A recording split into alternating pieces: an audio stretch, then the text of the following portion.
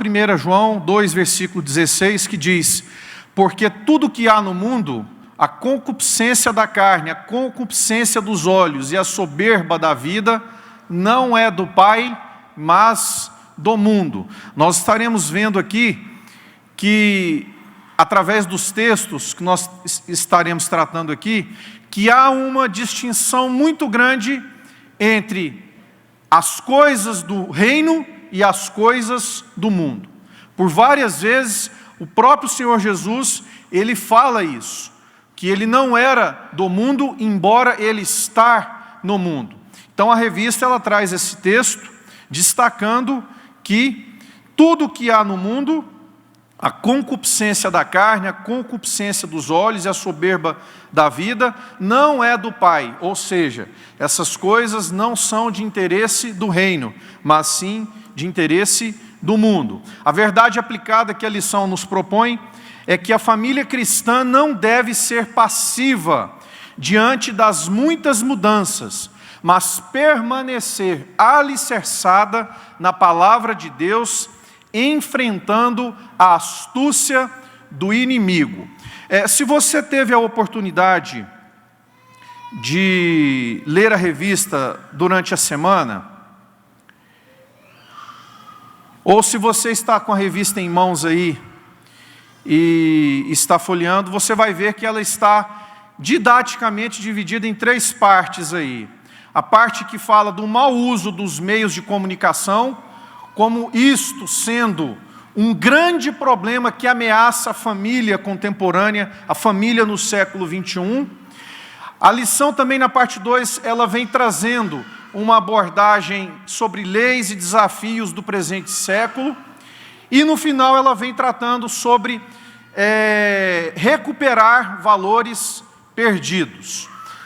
Eu quero começar aqui, meus irmãos, compartilhando com vocês alguns dados sobre o mal tido por muitos aí como o mal do século, muito mais do que a própria depressão, que dizem que a depressão é o mal do século, mas o mau uso dos meios de comunicação tem sim sido um grande problema para as famílias contemporâneas, as famílias do século 21. E eu trouxe alguns dados para estar compartilhando com vocês, porque daqui a pouquinho a gente vai entrar na palavra de Deus, e o objetivo aqui não é exaurir o tema, mas o objetivo aqui, meus irmãos, é nós termos o entendimento para sairmos daqui a pouco, sabendo como lidar e onde buscar as ferramentas para enfrentar esses males que vêm assombrando as nossas famílias. E eu trouxe alguns dados aqui que eu quero compartilhar com vocês. Algumas considerações serão bem rápidas, mas eu quero compartilhar com vocês. Falando aí dos usos de comunicação, dizer para vocês que o Brasil, o nosso país, hoje é o país na classificação dos países emergentes, tipo Brasil, México, Argentina, esses países em desenvolvimento, disparadamente, é o país que mais tem acesso à internet e às redes sociais do mundo. Em nível global, hoje, no ano de 2020, o Brasil perde apenas para a Tailândia. É o segundo país com mais acessos à internet no mundo. E o interessante é que eu fui estudar e vi que, quanto mais desenvolvido o país, menos acesso à internet aquele país tem. A Alemanha está lá entre os últimos países de acesso à internet. Estados Unidos está no meio. Os países europeus de ponta, quanto mais desenvolvido, mais eles chegaram ao entendimento que o uso excessivo dos meios de comunicação, sobretudo aqueles que envolvem a internet, não são maléficos para a saúde, não são benéficos para a saúde e para a família. Em 2016, meus irmãos, em 2012, olha só para você ver, em 2012, a média de acesso por brasileiro na internet, sobretudo no telefone, no smartphone, em 2012, a notícia era que beirava 2 horas por dia. Em 2018, já tem a notícia de que o Brasil estava como um dos campeões em tempo conectado na internet. Só para você ter uma ideia, de 2 horas em 2012 para 2018, o brasileiro fica em média, 9 horas e 14 minutos conectado, tá? Em 2018. Em 2019, meus irmãos, o Brasil atinge a meta de primeiro lugar nos países emergentes e segundo lugar no topo do mundo, elevando a média para 9 horas e 25 minutos todos os dias.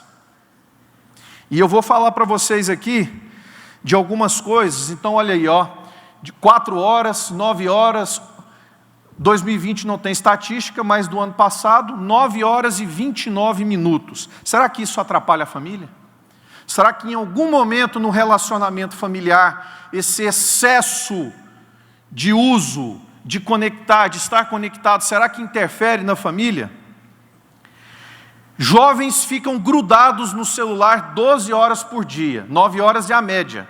Mas tem jovens aí, semana passada deu uma notícia de um garoto que foi internado na Santa Casa de São Paulo, porque ficou 55 horas, mais de 2 dias, dia e noite, na frente de um videogame. Chegou uma hora que o corpo não aguentou, ele foi parar no hospital, 55 horas na frente de um videogame.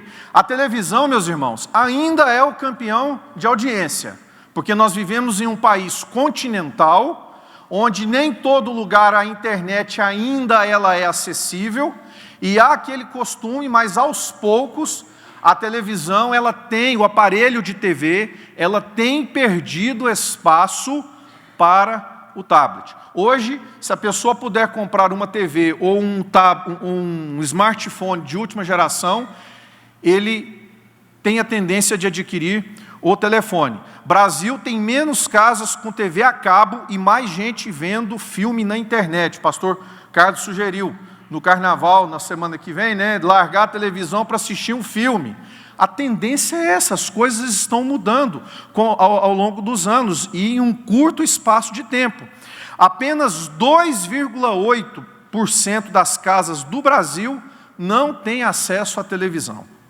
A televisão ainda continua sendo o grande gargalo na classe média-baixa do nosso país de acesso às informações para as famílias. E uma coisa interessante que eu fiz questão de colocar também, que você sabia que até o animalzinho de estimação sente quando o seu dono fica viciado no telefone? Já há estudos científicos que o cachorrinho, ele entra em depressão, porque o tempo de qualidade que ele tinha com com o dono, ele está perdendo aquele tempo e arrumou um concorrente de peso que é o telefone.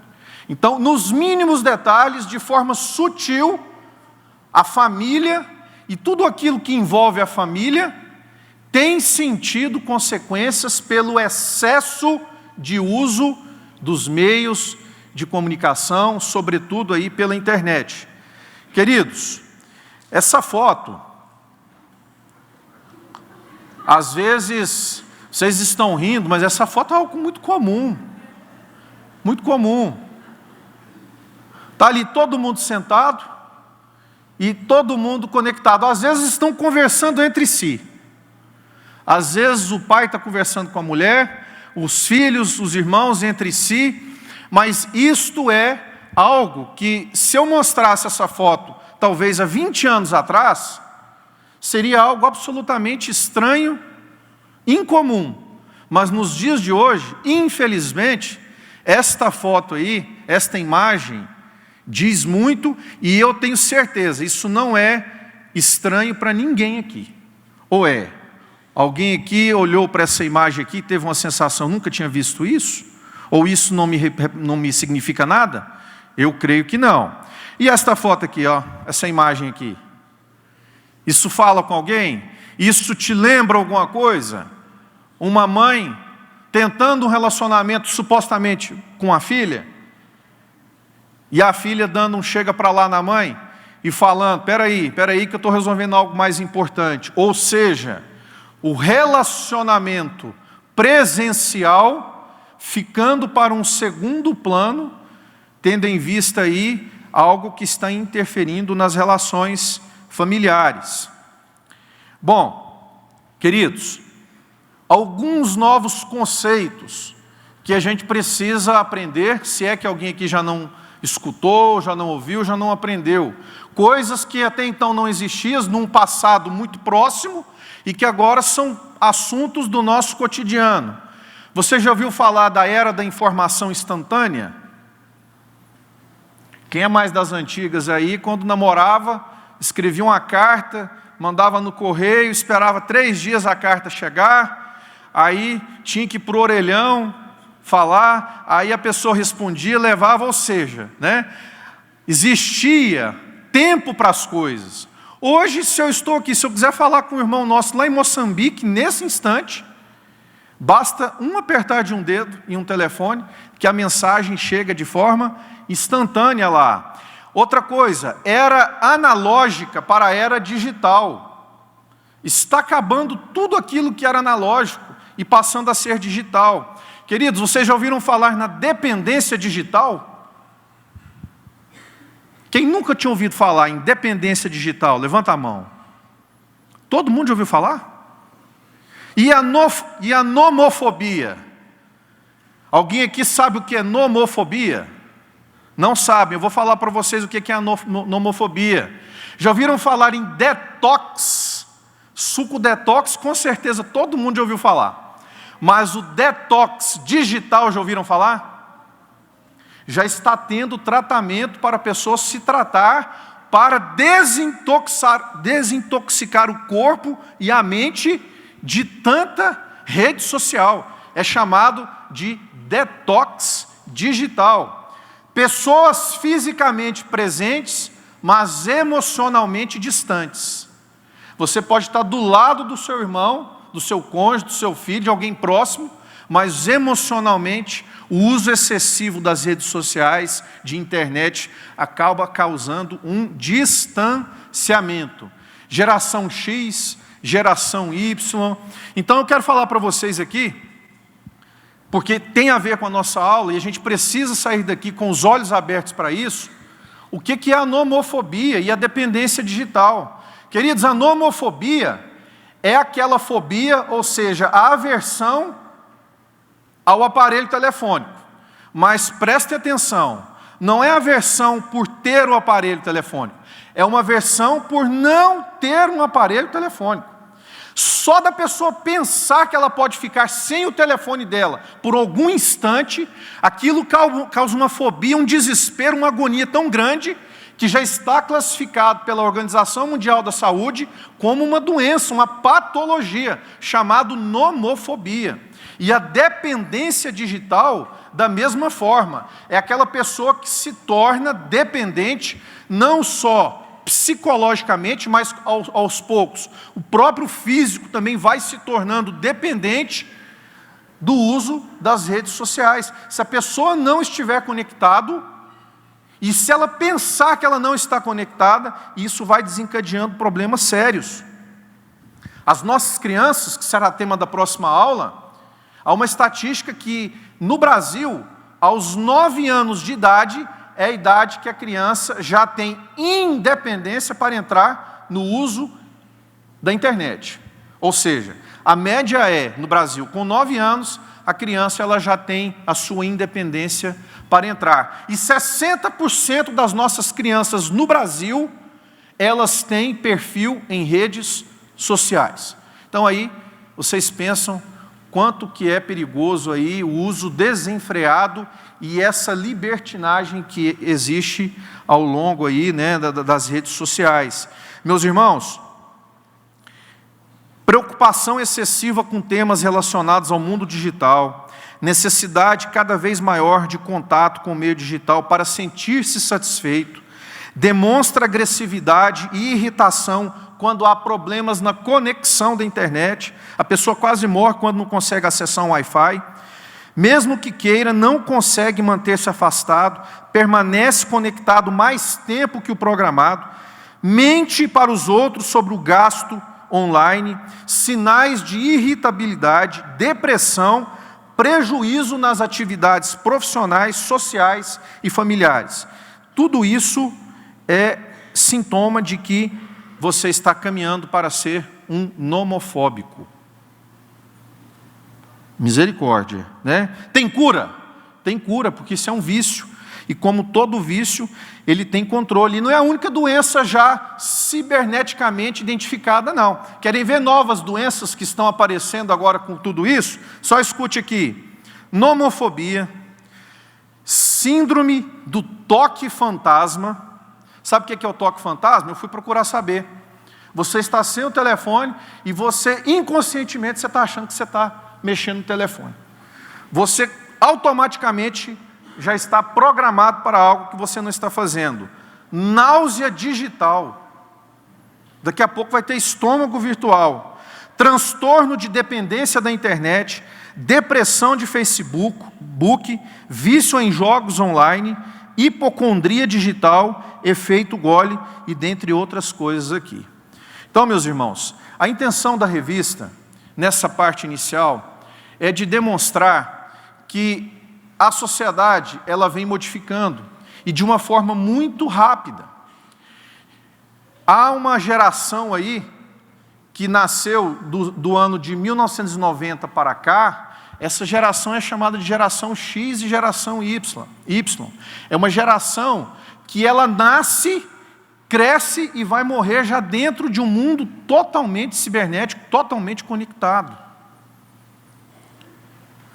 Há uma preocupação muito grande sobre a vida dos nossos filhos e como que nós podemos evitar que os nossos filhos sofram com essas novas tendências que vêm acontecendo. Esta foto aí, simbolicamente, representa uma família, traduz uma ideia de harmonia, vamos dizer assim, e o uso de um aparelho eletrônico, ali, um notebook, aparentemente, sendo utilizado de forma benéfica. Então eu quero dizer para vocês o seguinte, que a intenção nossa aqui nessa manhã, e a intenção da lição, não é condenar as redes sociais, não é contestar Instagram, Facebook, e-mail, site, internet, seja lá o que for, de forma alguma, porque nós não podemos ir contra essas coisas que vão acontecendo e vêm acontecendo de forma muito rápida. Mas a nossa intenção, a intenção da lição, é entender que nós precisamos nos posicionar e entender que há princípios e valores contidos na palavra de Deus que devem ser considerados independentemente se o uso ou não está correto na internet.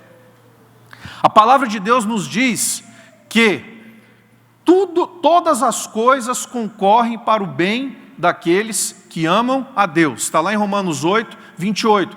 E o uso da internet, dos meios sociais, de todos esses instrumentos que estão acessíveis, eles podem ser, inclusive, de grande valia, de grande impacto no evangelismo ao redor do mundo. Ou você nunca recebeu um vídeo missionário no seu telefone de algum pastor estrangeiro, de um pastor americano, por exemplo, dando um testemunho que te edificou? Há coisas que são benéficas, há coisas que vêm para o bem. Então, meus irmãos, a primeira parte da lição, ela propõe isso.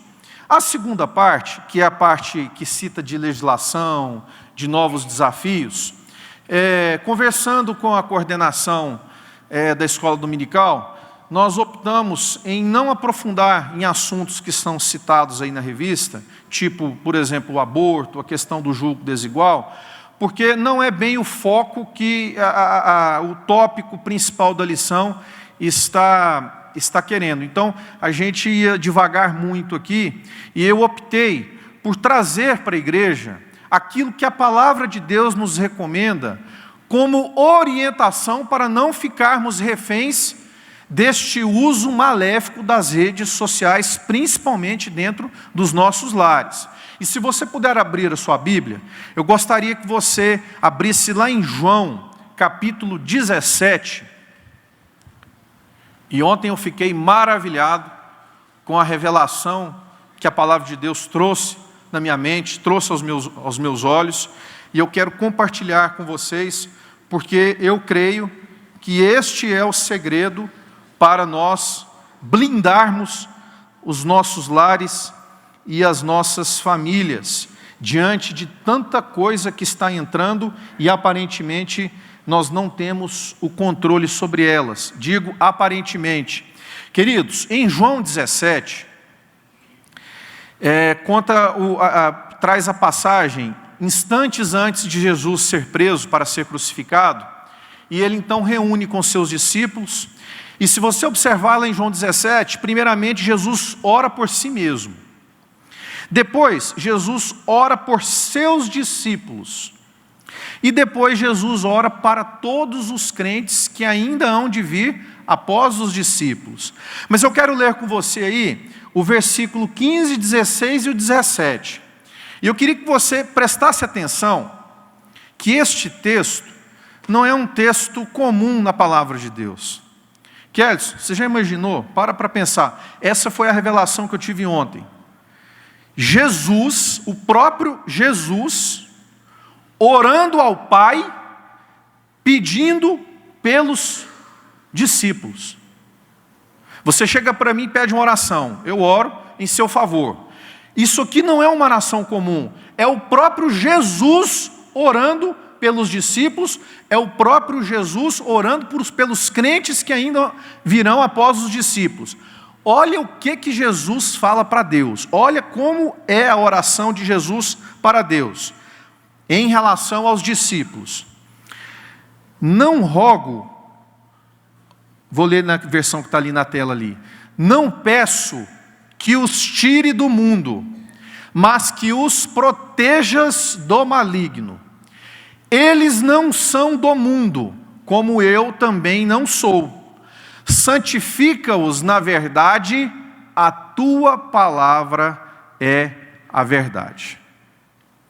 Eu não sei se você entendeu o que eu quero dizer aqui com esta passagem, mas me parece, está muito claro na leitura deste texto, que o próprio Jesus estabelece uma coisa muito importante, que está lá no versículo 16, que é a nossa identidade. Ele fala, assim como eu não sou do mundo, eles, os discípulos, e é estendido a nós, também não são.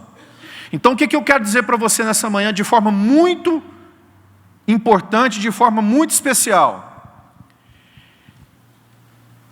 Dentro dos nossos lares, no nosso trabalho, dos nossos afazeres, a primeira coisa que nós não podemos nos esquecer, para que a gente tenha vitória sobre tudo aquilo de ruim que pode sufocar a nossa família, nosso trabalho, é que nós não somos cidadãos deste reino.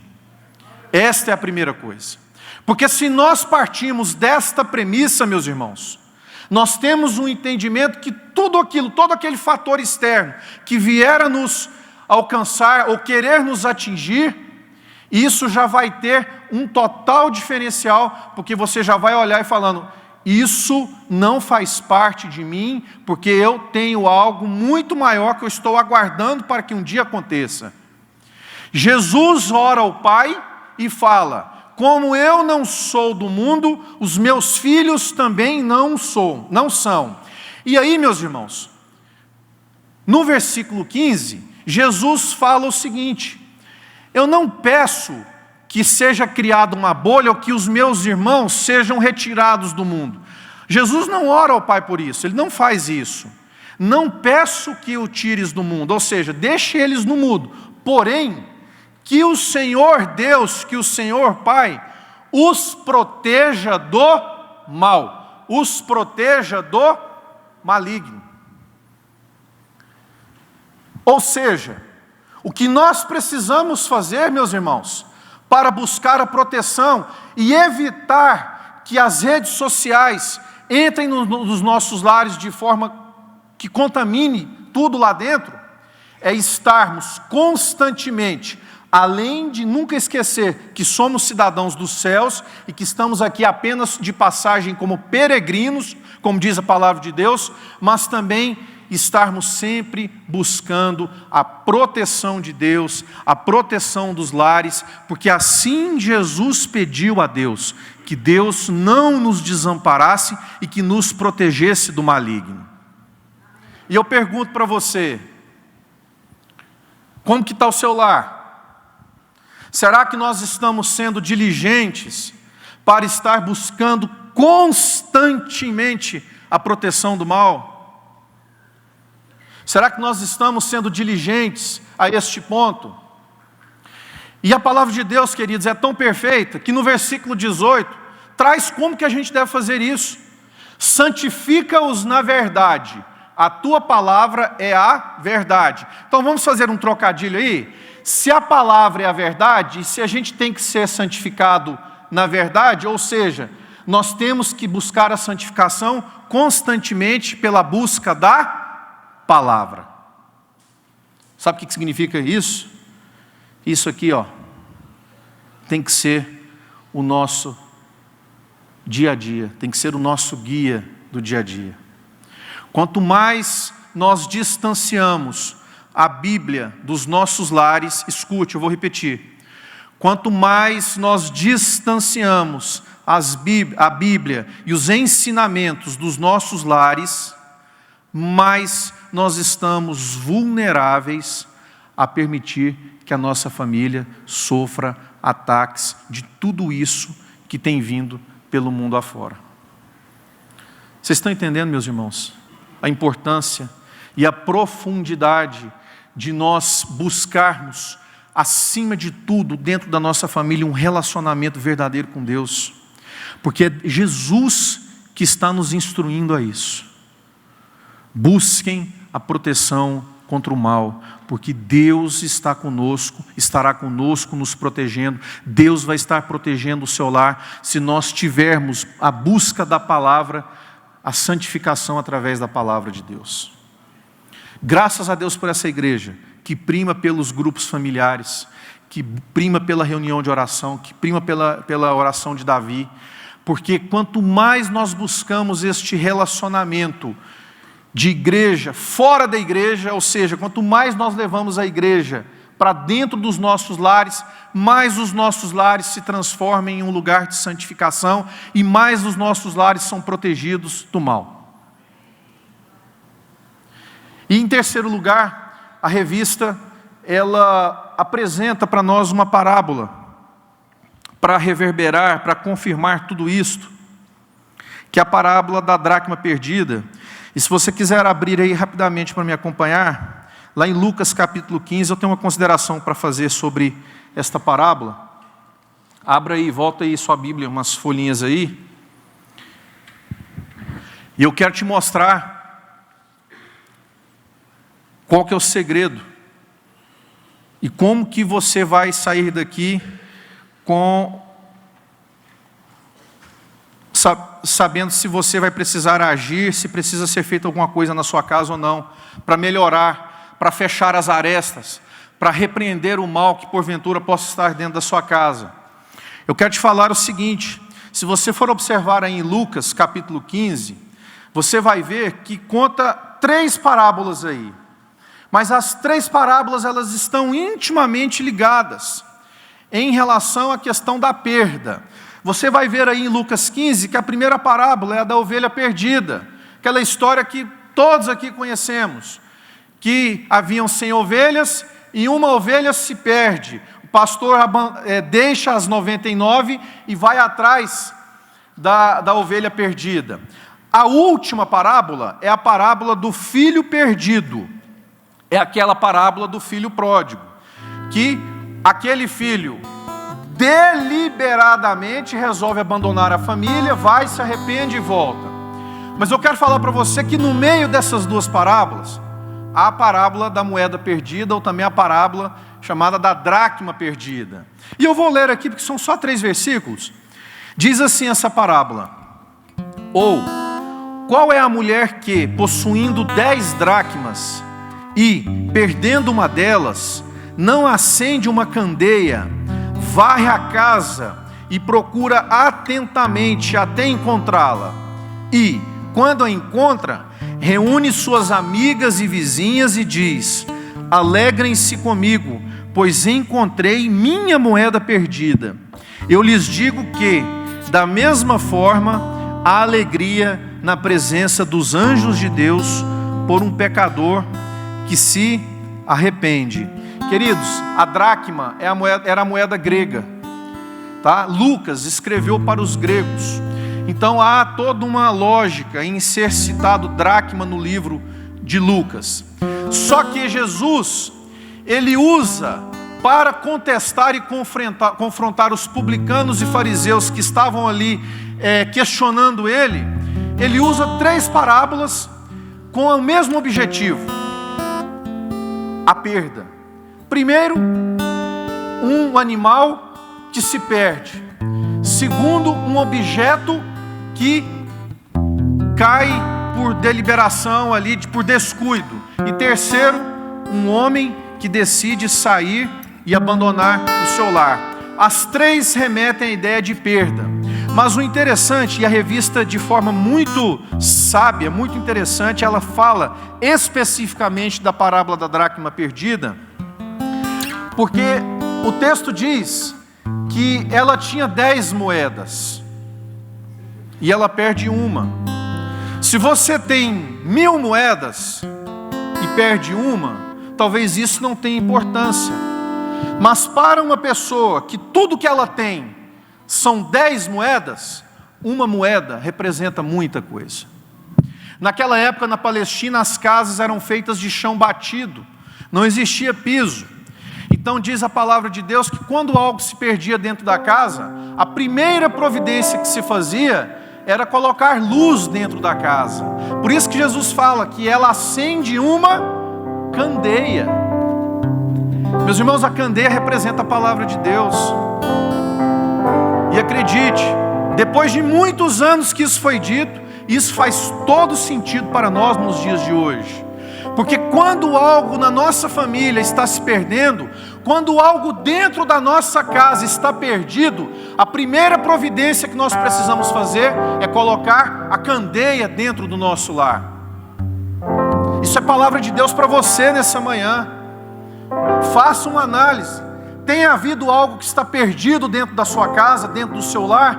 A primeira orientação que nós temos nessa manhã, segundo a palavra de Deus: vamos colocar a candeia dentro do nosso lar. Colocar a candeia, meu irmão, significa levar a palavra de Deus, levar luz para dentro da nossa casa. Onde que Jesus está? Será que Jesus está dentro da nossa casa ou Jesus está do lado de fora? Segundo Apocalipse 3:20, eis que estou à porta e bato. E diz o texto que, depois que a luz é colocada, aquela mulher, ela não esmorece e ela começa a varrer a sua casa. Vocês já entraram numa casa de chão batido? Tem que varrer muito bem para achar um objeto perdido lá. E a palavra de Deus conta com um detalhe que varre a casa e procura atentamente até encontrá-la. Meus irmãos, quando ela varre a casa, com certeza ela tirou muita coisa do lugar, ela levantou muita poeira, ela fez uma verdadeira faxina na casa dela. Para buscarmos o que se perdeu, precisamos ter coragem de mexer com muita coisa que está sedimentada em nossa vida. Precisamos ainda ter coragem de levantar a poeira do tempo e remover os entulhos que estejam escondidos há muito tempo nos cantos escuros da nossa casa. O Senhor te chama a essa reflexão nessa manhã. Será que tem poeira que tem sido colocada debaixo do tapete, dia após dia, fazendo aquela varredura simples, e por uma questão de comodidade, deixa o tempo passar, levanta o tapete, joga a poeira lá dentro e vai deixando as coisas acontecerem? Esse texto nos mostra que quando algo se perde de valor, para nós recuperarmos, tem que ter mudança, tem que ter sacrifício, tem que às vezes abrir o coração e buscar coisas lá atrás que foram deixados para limpar verdadeiramente tudo que precisa ser limpado. Será que essa palavra fala com você nessa manhã? A minha oração é que hoje, nos próximos dias, o Espírito Santo esteja sondando o teu coração e mostrando e trazendo à luz para você, eventualmente algo que precisa ser limpo dentro da sua casa. Porque o que o mundo quer é exatamente isso que nós vimos aqui. Pessoas conectadas e próximas, mas emocionalmente distantes. Pai, falando para o homem, pai, seu filho, às vezes o que ele está querendo é um abraço, é o toque, é a presença física. Pai, às vezes o que as nossas esposas estão esperando de nós é um tempinho de qualidade, mas isso eu falo por experiência própria. Minha esposa cobra muito isso de mim, tempo de qualidade. Não é qualquer tempo. A gente não entende isso, pastor. A mulher tem essas coisas. Às vezes, 1 hora nossa, às vezes 1 minuto com a esposa tem mais valor do que 1 hora dentro da nossa cachola aqui. É umas coisas assim diferentes. Não é, meu bem? Está sorrindo lá atrás, lá. Meus irmãos, nós precisamos sair daqui com essa reflexão. Nós precisamos sair daqui com esse entendimento que para resgatar algo de valor, a mudança tem que ser feita, a casa tem que ser varrida. E não é qualquer limpeza. Tem que ser aquela limpeza, aquela faxina para não deixar sujeira. Porque a palavra de Deus diz que não se mistura vinho novo em odre velho. Se você quer receber o melhor de Deus, se você quer receber um vinho novo da parte do Senhor, que o seu cantil, que o seu odre esteja limpo, que seja novo. A palavra de Deus é essa para nós nessa manhã.